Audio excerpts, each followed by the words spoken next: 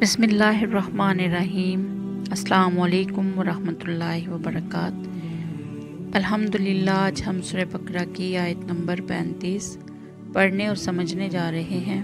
دعا ہے اللہ رب العزت ہمیں سمجھ کر عمل کی توفیق عطا فرمائے، آمین یا رب العالمین۔ اعوذ باللہ من الشیطان الرجیم، بسم اللہ الرحمن الرحیم۔ وقلنا، اور ہم نے کہا، یا آدم، اے آدم، مسکن، رہو تم، انت وزوجک الجنہ، تم اور تمہاری بیوی جنت میں، وکلا، اور کھاؤ، منہا، اس سے، رغدن، با فراغت، حیثو، جہاں سے، شئتما، تم چاہو، ولا تقربا، اور نہ قریب جانا، ہذہ الشجرہ، اس درخت کے، فتکون من الظالمین، پس ہو جاؤ گے تم دونوں ظالموں میں سے۔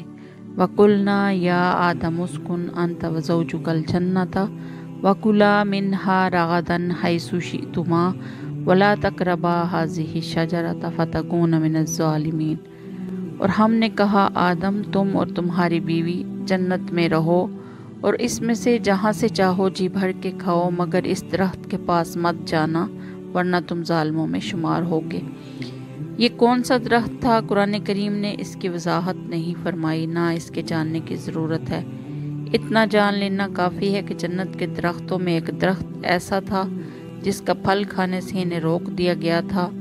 بعض روایات میں ہے کہ یہ گندم کا درخت تھا، بعض میں انگور کا ذکر ہے، مگر کوئی روایت ایسی نہیں جس پر پورا بھروسہ کیا جا سکے۔